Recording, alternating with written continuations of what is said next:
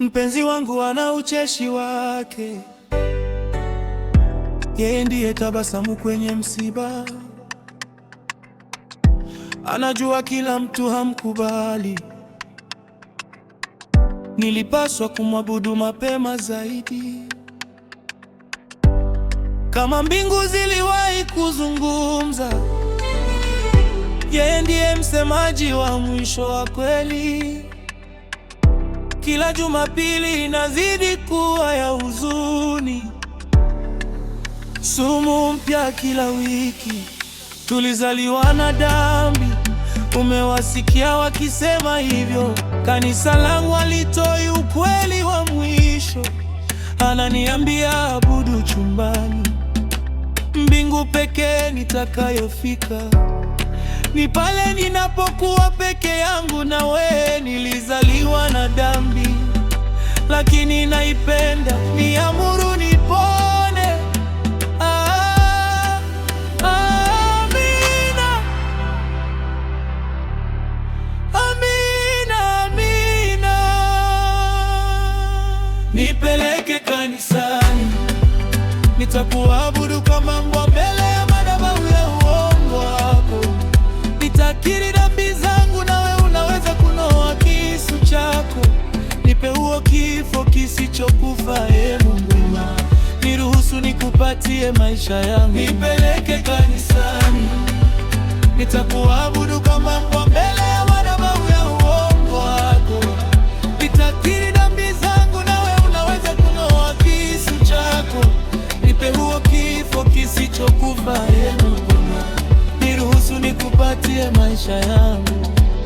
Kama mimi ni mpagani wa nyakati nzuri, mpenzi wangu ndiye mwanga wa jua, ili nimuweke Mungu wa kike upande wangu. Anataka sadaka, mimi na bahari yote, leta kitu cha kung'aa, kitu kikubwa kwa chakula kikuu. Hiyo ni fahari kubwa sana. Una nini zizini? Tuna waumini wengi wenye njaa. Hicho kinaonekana kitamu, hicho kinaonekana hii ni kazi ya njaa.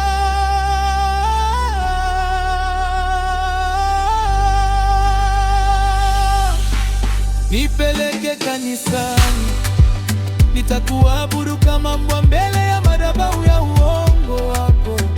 Nitakiri dhambi zangu, nawe unaweza kunoa kisu chako.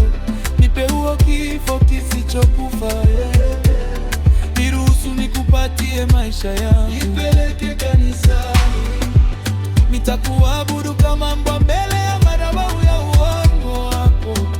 Nitakiri dhambi zangu, nawe unaweza kunoa kisu chako. Nipe huo kifo kisichokufa, niruhusu nikupatie maisha yangu. Hakuna mabwana wala wafalme baada inapoanza. Hakuna usafi mtamu kuliko dhambi yetu ya upole.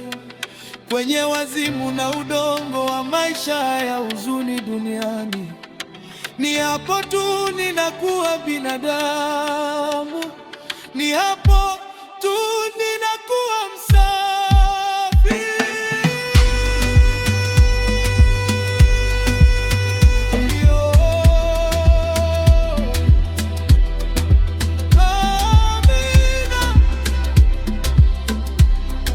Amina, amina.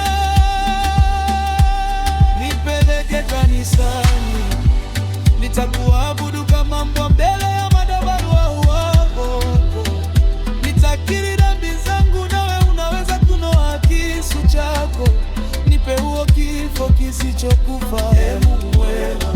Niruhusu nikupatie maisha yangu. Nipeleke kanisani, nitakuabudu kama mbwa mbele ya